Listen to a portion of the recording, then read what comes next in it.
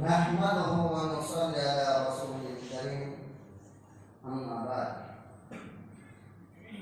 फ़अऊज़ु बिल्लाहि मिनश शैतानिर रजीम बिस्मिल्लाहिर रहमानिर रहीम व क़ज़ा रब्बुका अल्ला तअबुदू इल्ला इय्याहु व बिल वालिदैनि इहसाना सदक़ल्लाहुल अज़ीम। दुनिया में एक सूरत है जो सबसे खूबसूरत है, दुनिया में एक सूरत है जो सबसे खूबसूरत है, जिसकी आंखों में ममता है, कदमों में जिसकी जन्नत है। मेरे दोस्तों, अगर आज के फितन दौर में हम दुनिया पर एक नजर डालें तो यूं महसूस होता है कि हर सिमत में जुल्म और ज़्यादती का दौर हो रहा है। माँ पर जुल्म सितम के पहाड़ तोड़े जा रहे हैं, माँ की इज्जत को पामाल किया जाता है, माँ के साथ घिनौनी और नापाक हरकतें की जा रही हैं। मिल्लत के जानिसाओ, हम उस माँ पर जुल्म और ज़्यादती करते हैं जिस माँ ने 9 महीने अपने पेट में रखा, जिस माँ ने 2.5 साल तक दूध पिलाया, जिस माँ ने बच्चे की खातिर मुसीबतें झेली, जिस माँ ने बच्चे की परेशानी को अपनी परेशानी समझा। मुझे बताओ तो सही, क्या माँ का यही हक है कि उसको जुल्म सितम के पहाड़ तोड़े जाए, उसकी इज्जत को पामाल किया जाए? नहीं, हरगिज़ नहीं, ये माँ का हक नहीं। दोस्तों, अगर कोई शख्स अपनी माँ की इज्जत को पामाल करता है, उस पर ज़्यादती करता है, तो अपना ठिकाना जहन्नम बना ले।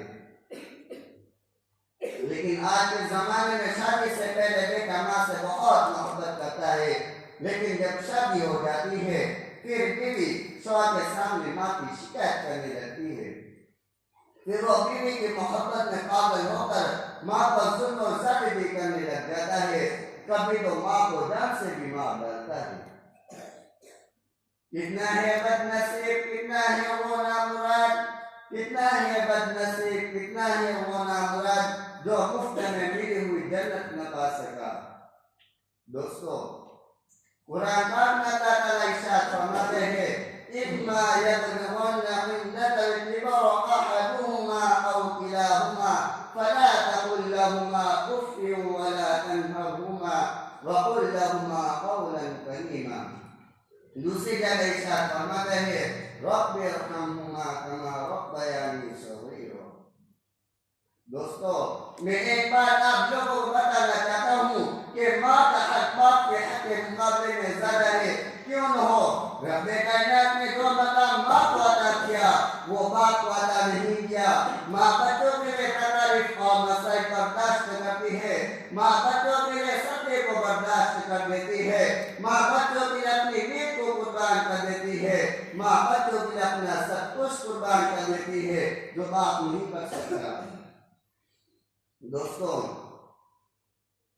इसी वजह से हुजूर सल्लल्लाहु अलैहि वसल्लम ने माँ को बाप का शौक देती है।